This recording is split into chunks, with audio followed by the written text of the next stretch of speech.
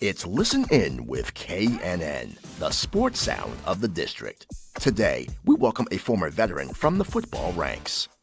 After he played his college ball at Sam Houston State, he spent 9 seasons in the NFL, playing for the Phoenix/Arizona Cardinals and Cincinnati Bengals. A knee injury when he played for the Washington football team in 2001 forced him to leave football. These days, he is working with underprivileged boys in his community and those with special education needs between the ages of 11 and 17. It's Michael Bankston, and he joins this live stream of Listen In with KNN right now with your host, Kelsey Nicole Nelson.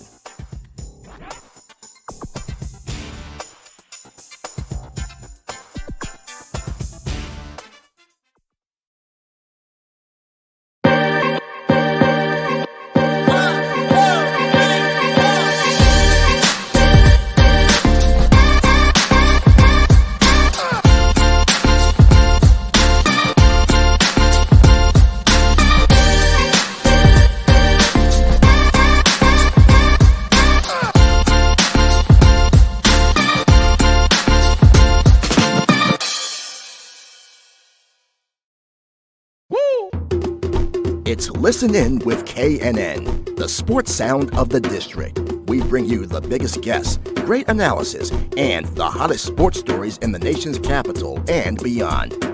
And we bring it to you live. Welcome to this live stream broadcast of Listen In with KNN. Here's your host, Kelsey Nicole Nelson.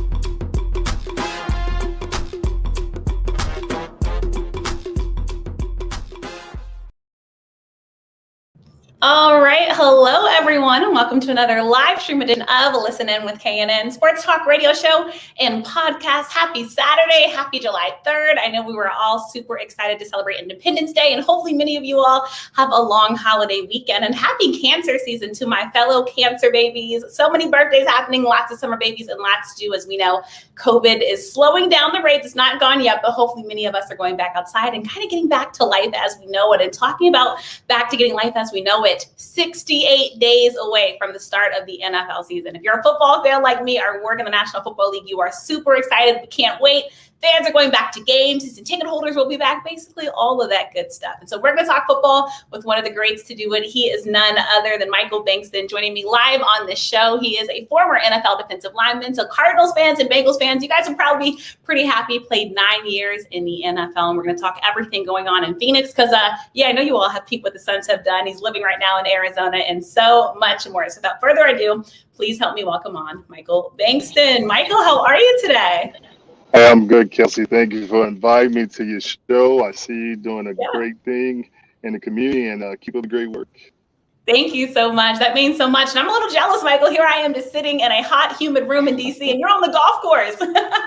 We need to switch places. Oh, no. I don't know if you want to be out here in this seat, but you know what? We're playing out here. I know Arizona's hot. How hot is it in Arizona right now? Today, I think we're going to get a 108. I love when you say that so casually. 108 degrees. God bless you, Michael, because I don't know if I can do it. My hair is already dying right now in the DC humidity. But again, taking time out to stop and take a break from the golf course. And I'll tell you, it seems like golf is a thing all former players do. Every former player I talk to on the show, Michael, plays golf now. What is it about golf? Because I still need to learn how to play. Because we can't do anything else. We can't play another down of football. We can't play basketball. So golf is a game that we all can play. It's a sport for everyone. Well, I like to start my show, Michael, with a wellness check. How are you feeling? How are you doing? I think I know the answer because I see you smiling and I see you on the golf course, but hopefully you and your family are doing well. No, we're blessed. I mean, we all, if you played any time in the league, you're going to have the aches and pains. You're going to have some of those injuries that continue to nag, and hopefully that some of the guys get it taken care of. You know, as you can see, the life expectancy of some of the players are not that long, unfortunately. I had a few friends that passed away at an early age, but God is good. We wouldn't take any play, any down back. We're glad we had opportunity to play in the National Football League, and Yeah. I wouldn't change a thing. And that's huge. That's huge, right? You got to play the game that you love for 9 years, which is not easy. 9 full NFL years. And of course, you're doing what you continue to love today, because you weren't only an athlete, you were so much more. So we're going to talk about life after football, but it's just great to hear you're doing well, you're feeling well, you're good enough to play golf, and so much more. And I got to ask you, living in Arizona, we see what the Phoenix Suns have did, right? The last time they went to the NBA Finals, Michael, I was about 1 year old, all right? So it's been a while since they've done that. So speaking of which, tell us, how was the atmosphere in Phoenix? Did you get to go into any Suns games? Like, are people going crazy? What's it like down there?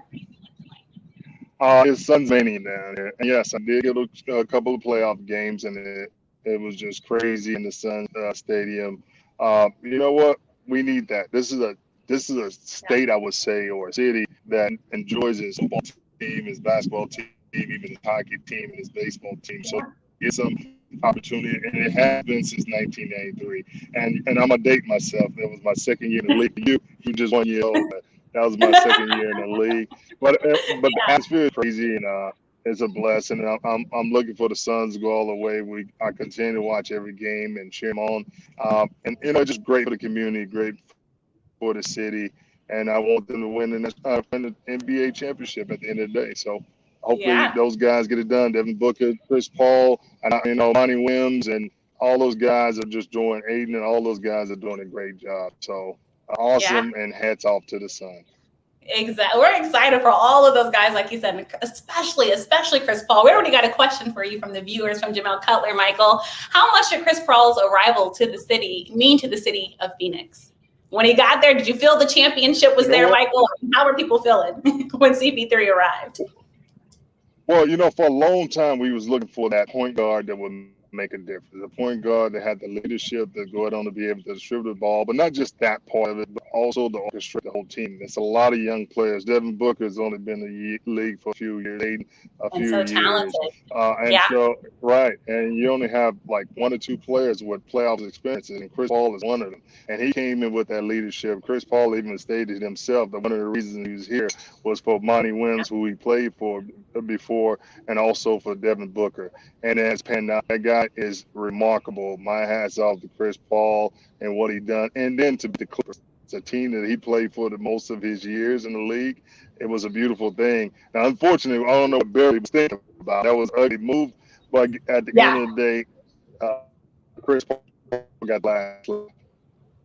Yeah, and as we talk about Chris Paul, so excited, obviously, to have Chris Paul again do what he did. I think many of us were rooting for him, Michael. And I love this follow-up question for you, Michael. So we all saw that game, and we all saw what Pat Beverly did, even though he apologized. But Michael, for you, the question is, if Pat Beverly shoves you from behind, what would be your next move? Oh, no, he wouldn't be playing for at least. He'll be out for a whole year if he would have pushed me from behind. I think I would have retaliated. I played on the defensive side of the ball. Yeah, I wouldn't have that. But Chris Paul handled like a pro. I got to give him credit. But, that's a testament to Monty Williams, the head coach. He told those guys all the extracurricular stuff is not going to win the championship. It's not going to show that you're tough. The tough person to keep their boys and do it on the court, but do it between the whistles and not after the whistle, as Billy tried to do. So not Beverly tried to do, but he did. But at the end of the day, again, Paul, hats off to him. He handled like a pro, and he has a laugh. He's going to the finals. And Beverly has to wait another year. Well, you know what? As you can see, 1993 to 2021. A long time, so you never know when you're going to make it again. Yeah, and it's huge. Think about it. I mean, between 93 and 2021, think about how many people were born just in that lifespan, and they now get to see this team do what it's doing, and especially for the residents of Phoenix and really Arizona, to see the Suns finally get to this point so close, and maybe bring a championship home. It's very special, and hopefully, then people are going to start looking at the Cardinals too, your old Cardinals, and saying, "Hey, Michael, can the Cardinals do maybe the same thing? Do you already see the Cardinals with the moves that they've made so far, maybe possibly getting back to that championship? Can they get to it, Michael? Is it anytime soon?" They made some good moves during the offseason. Yeah. AJ Green, we hoping he has another couple of years in him. J.J. Watts, fan favorite, also a Yeah. great player. Hopefully he has another couple of years. Such a great acquire. Right. So those moves right there, hopefully they'll make a difference. And one of the things I always say about the Cardinals, we need one of those definitive tight ends. As you see in the league with Bronx and all those guys, Travis Kelsey, you need those definitive tight ends. And what those guys do is stretch the field. It keeps the safety honest and gets the one-on-ones with those guys like Hopkins. And, well, we know if Larry's going to come back, but I doubt Larry's going to come back. Being a part owner of the Suns, I think he's going to get an NBA championship ring before he gets an NFL ring. Yeah, he's going to get that. But the Cardinals looking good on paper, and I always say that. But, you know, at the end of the day, we'll see how they perform, see how that off-season goes for those guys. Training camp goes for the guys in the beginning, and season goes for them. 17-week season is going to be different, another extra game for everybody else. I think the Cardinals have 9 home games, which is good. 8 away, 9 home, and that'll give them a home field advantage with that one extra game home. So I'm looking for some good things with them. They got a defense to beat the defense up big time with Kennard and all those Simmons and all those guys up front and in the secondary. So we just looking for a good showing. We need the Cardinals to come out there and be the top of the NFC West. Yeah.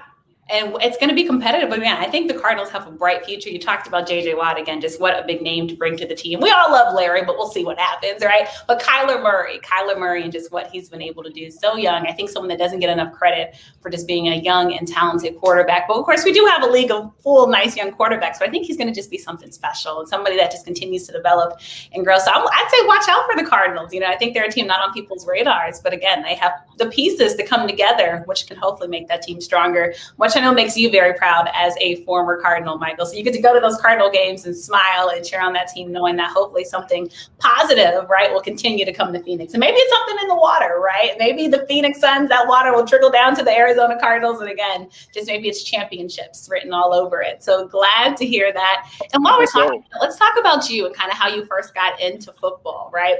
I mean, there's a lot happening right now, but you're from Texas, right? So you're used to heat. So Arizona is probably nothing for you.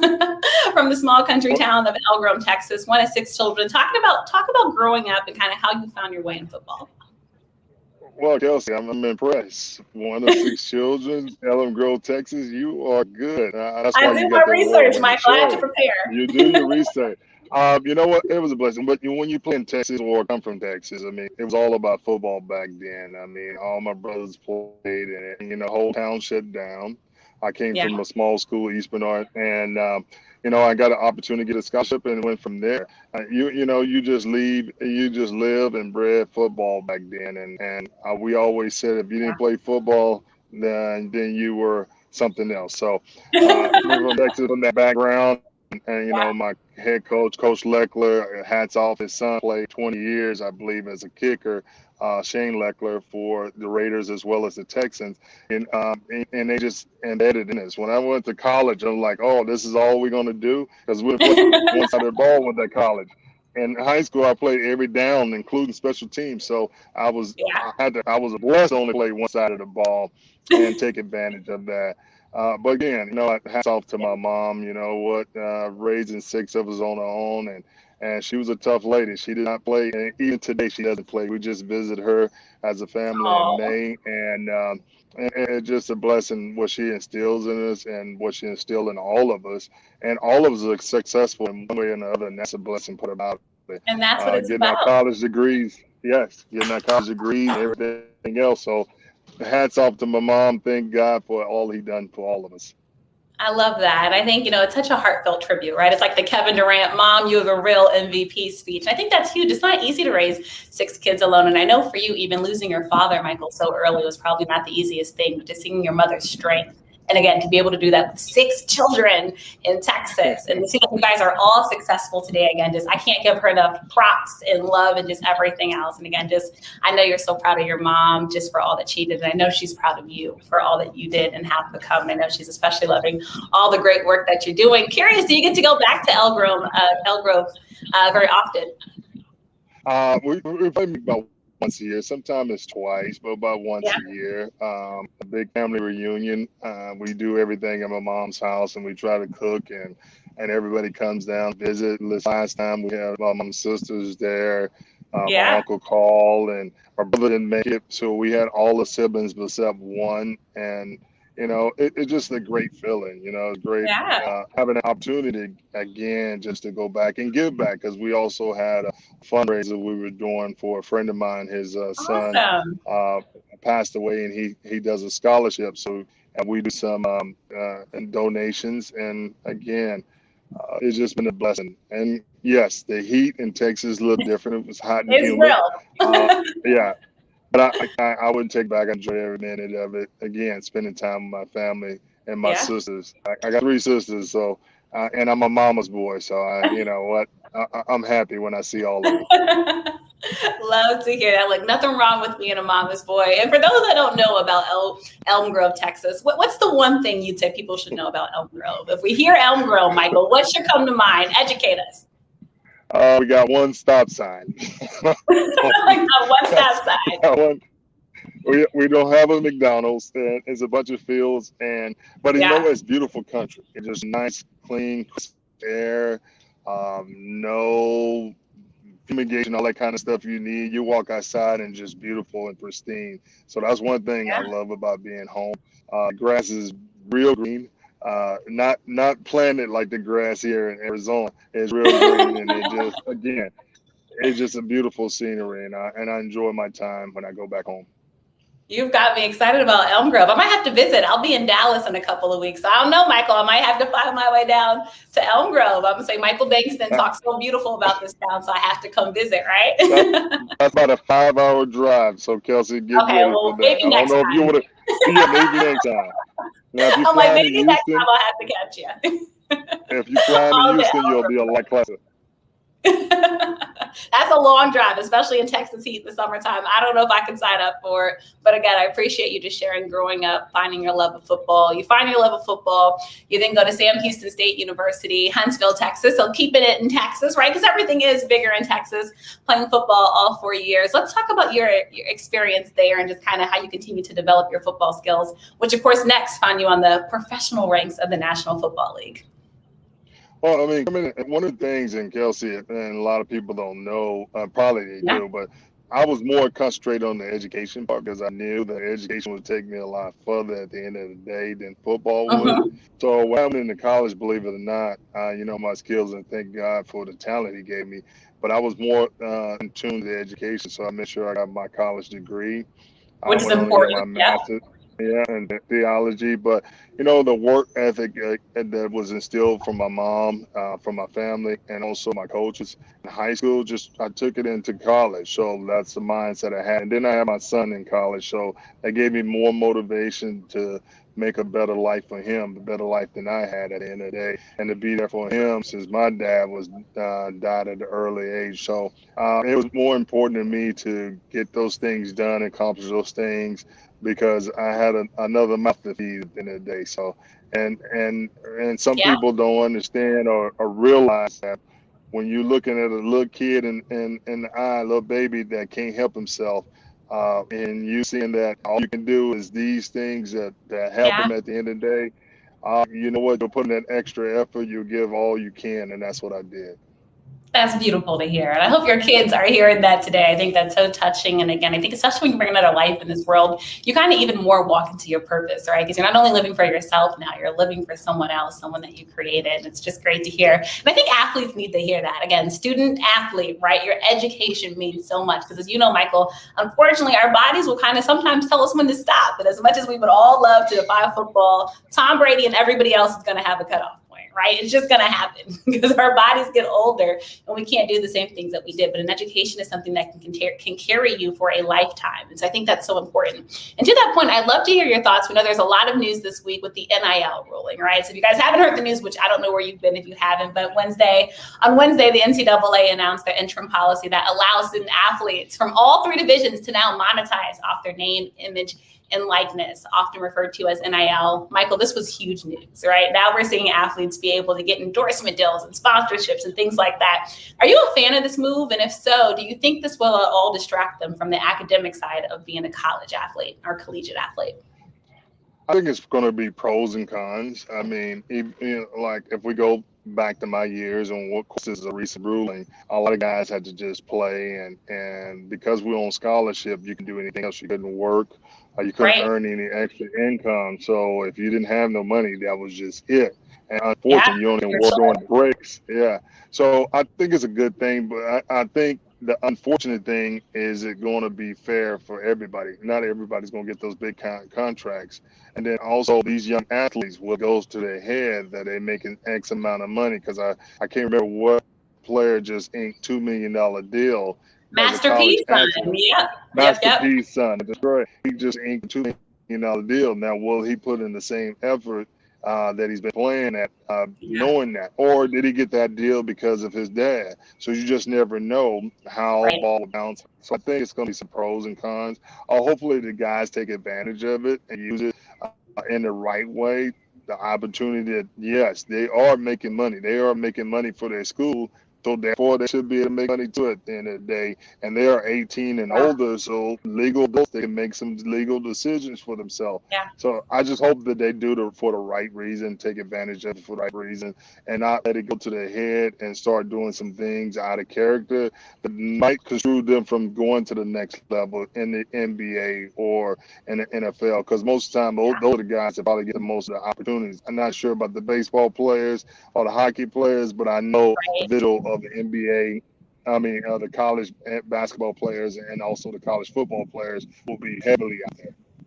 Exactly right. We know it. And college football is huge. Like it drives revenue for so many schools and colleges and universities, and of course, college basketball on the other spectrum. And I think when you talk about that, I think there's pros and cons to everything. Like you said, I think it's great because for one, I don't think it's fair that college athletes couldn't make money when every other student can, especially when you're helping to bring in so much money in the college and universities. And then Michael, some of these coaches are making millions and millions of dollars off these athletes. But like you said, on the other side of it, you do kind of have to worry, will the same effort be put into it? You have to worry about maybe jealousy on a team like you in the locker room. Is it going to be the same when, so-and-so has a $2 million endorsement deal, and you're still hungry, right? Like it's going to create a different dynamic. I'm curious from your end, do you think like athletes will hold any hostility to like maybe a teammate that just keeps getting the endorsement deals? Or do you think it's just part of sports, kind of like the NFL, right? Where everyone's on a different level and you just kind of deal with it and do the job that you have to do? Well, what we thought of when we were playing in college was the idea it was recreational. It wasn't, wasn't paid at the time. Your pay was your scholarship if you was on the scholarship. Right. And so you just look at it at the point. But I think as long as those guys foot the bill every time we go out and do everything else, we might it's on you. The first time they don't put the bill, then we're going to have some odds. We're going to have a problem. So, you know what? I think there's going to probably be some dissension in the locker room. Some guys going to look at them a certain kind of way because, some guys probably thought they should be the one to get those endorsement deals. And just because this person is this person, they feel that they go to this one with a better opportunity. But the better player might not be the one getting the endorsement deal. So he might feel some type of way. Right. And, it's like anything, only time's going to tell how all this going to pan out. Is it a good thing? Is it a bad thing? I don't think all of a sudden it's going to go away. I think they're going to continue to do it, and we're going to see if it balances itself out and where it's going to be a benefit to the college players moving forward. And also that gives them a different outlook because if they making the X amount of money in the college league, then when they get to the pros, they can handle their money a lot better.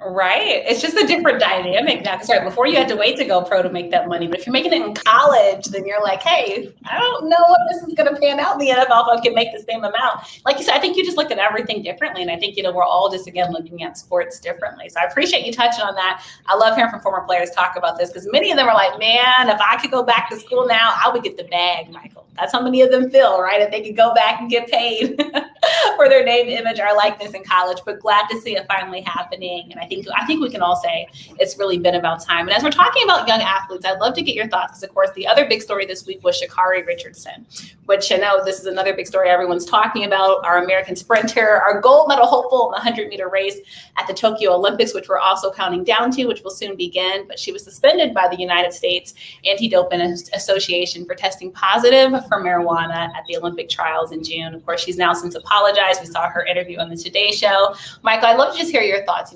going back to when you were young and just going through a difficult time. You lost your father at a young age. She unfortunately recently lost her biological mother.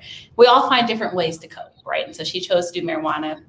She knew the rules, but she said she's human. Just curious, some of the backlash that people are saying, well, she broke a rule. It doesn't matter. She doesn't deserve to go. Or the other side of that matter is, you know what? She made a mistake, but you know what? It's 2021. Marijuana is becoming legal in states. People do marijuana all the time. There's medical marijuana and stuff like that. Just curious where you kind of stand on the issue and the matter of Sha'Carri Richardson.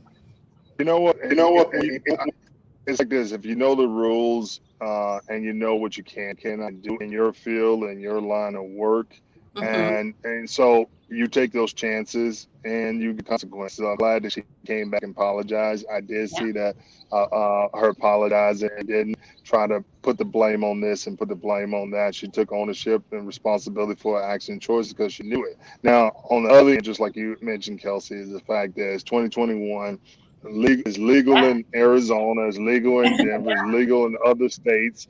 And so even with the NFL, it's in the CDA. They're not going to take a big stand on guys testing positive for marijuana no more. So that's, before time when I played, if you get tested and you get popped, then you got to go into this protocol. Then you got to go testing every day. Then you get popped again. Then you go testing twice a week, and then so forth. And then you get the third time you suspended. And now it's not as a big deal.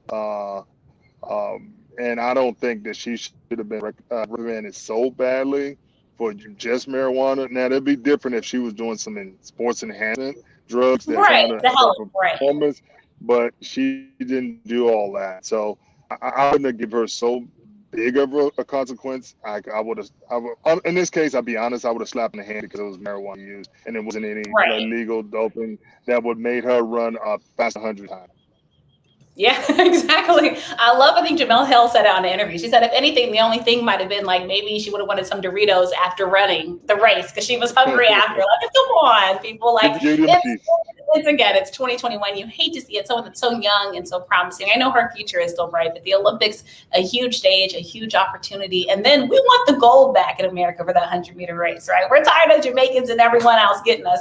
So when you see somebody so young and talented, again, it's just super, super promising and hopeful. It'll be something that we continue to follow. And just talking about helping children and helping kids. I know this is something that you do. You're a case manager at Canyon State Academy in King Creek, where you work with underprivileged boys with special needs between the ages of 11 and 17. Would love to hear more about this work and kind of what drove you into it. Told you I did my research, Michael. So see, I did my 411 on you. You know what? I'm telling you, Kelsey, again, that's why you're award winning. That's why you're award winning. Great job. I've been working with, I said at risk. People said I like kids. At risk. For 9 years now. But I also did this before, and that's something we love and enjoy doing. It's a form of me giving back. I try to give these kids some wisdom and knowledge from my experience. I'm 51 years old now, so I've been through a lot of things, seen a lot of things, and hopefully these kids get an opportunity to correct themselves or redirect themselves. We can't force change. They got to want to change themselves. So some of the things, the resources that we put around them, hopefully showing them a better life, education, sports, vocations, treatment, social learning theory, evidence-based practice, all those things that we can put in there and bring the family and the community involved, and so they can see something different, and so they don't be afraid of the cops and be afraid of just succeeding. A lot of these kids have low self-esteem because they don't feel they can get it done. They don't trust people because they've been losing trust because adults have disappoint them in the past. So many things that these kids have to go through. And again, we just hope that we put some love and support around that they would change, and they want to change themselves. Not us forcing them to change, but they want to change themselves for the better. Yeah. Because it's different when somebody wants to change, right? You're not forcing them to do something. You see that positive change. But I think it's so much of us investing back into our youth. And, I love that you changed the wording because, as someone who used to be considered a quote unquote at-risk youth, I had a counselor, Michael, that would always tell me you're at risk of greatness.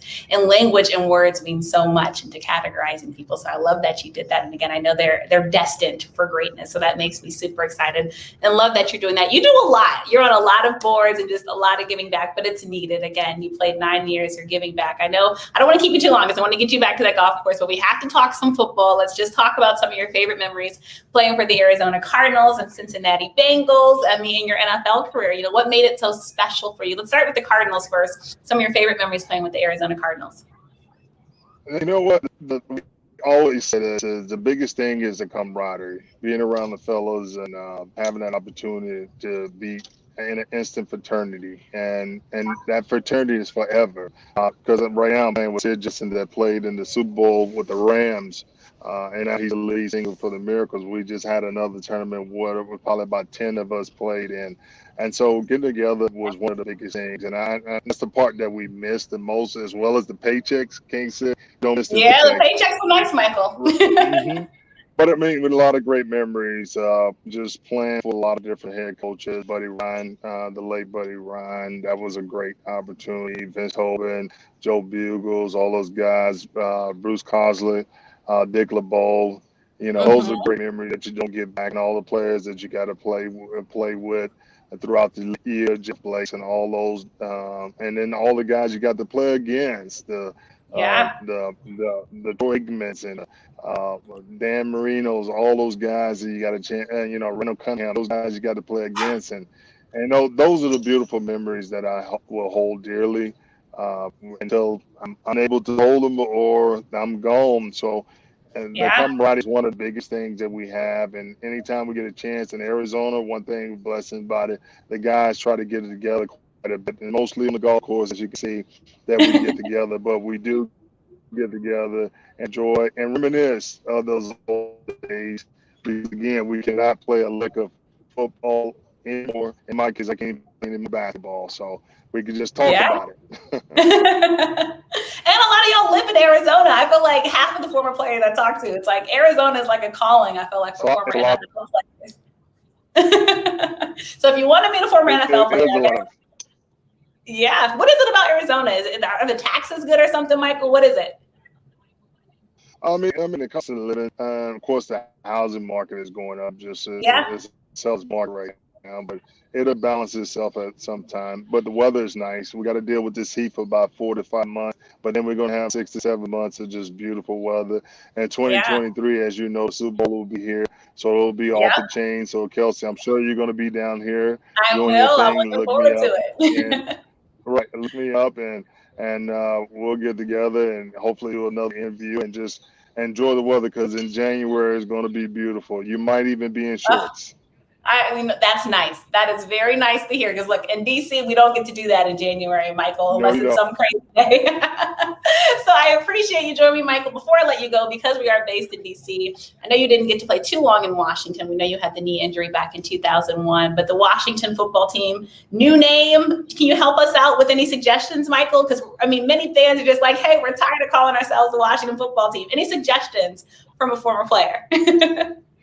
You know what? Well, we did a few camps with the Washington Redskins because of the interestingness with the name when they had the Redskins back in the day. And of course, that's the name when I played for them for that brief time. Coffee was still hot when I was still left. But I'm not sure. The Washington football team, I know they're going to get a better name. I'm not sure what they call them. The Washington Bear. I don't know. The Washington Sharks. I have no clue, because it's going to sound odd. Any name you give them, let's be real, it's going to be odd because they've been the Washington Redskins for so long. Forever. But I understand what happened, and unfortunately, the Washington football team just got fined $10 million too for some of the issues they had in the front office. And some people say that was a slap on the wrist, but they have a lot of issues. Hopefully things change, because that's a good city, a great city to play football. It has a lot of history, and that team needs to stay and needs to bond and build this back up to be that elite pro team that it has been in the past. Look, you just made the fans here happy because, look, we want to be back to being the District of Champions. Y'all want a championship, Arizona. We want one in D.C. So hopefully one of us becomes happy very, very soon. Michael Bankston, so appreciate you for joining me here and listening with KNN. I think you might be my first one I've had live from the golf course, too. So see, there's a first time for everything, Michael. But I appreciate you joining me. Go win some golf games. And you know what? You've inspired me. I think enough of y'all have told me. So you know what? I'm going to learn golf. I'm putting it out there in the universe. So maybe one day I'll do a live show from the golf course, okay? you do that, Kelsey. And again, look me up in 2023, Lord's will. Looking forward to it. It should be a golf game somewhere. Super Bowl. We'll probably have a Super Bowl of golf. We probably have the Hall of Fame of golf as well. So just look us up. Yeah. We would love to have you. And you keep up the great work. You do a great job. I'm proud of you. Thank you so much. I appreciate that. This is the first interview that the person had everything that had, normally they don't know Elm Grove. They don't know all those little intricacies about my life, but I got to give you much respect, Kelsey. You keep I up a great appreciate job, that. and God bless you in the show. Thank you so much again, Michael. Michael Bankston, thanks so much for joining me live. We'll let you go back to Arizona and the heat and the golf. Have a great one. All right, bye-bye.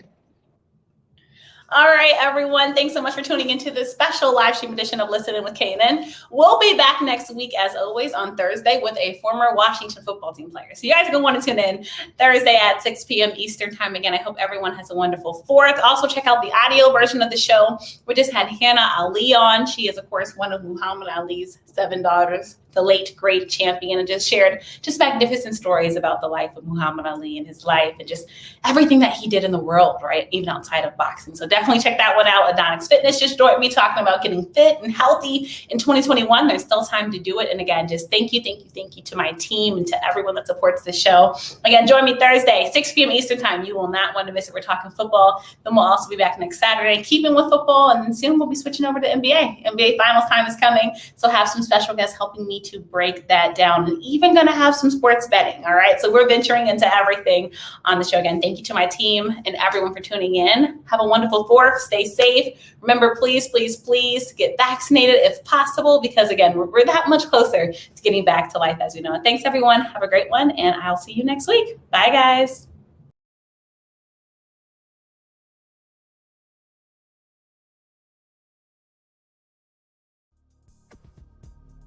Follow Kelsey on social media at The Real K Nelson. Catch episodes of Listen In with KNN on YouTube, on air at AM 1340 and 96.9 FM Fox Sports Radio, on Facebook and Twitter, and online at KelseyNicoleNelson.com. Thank you for watching this live stream broadcast of Listen In with KNN.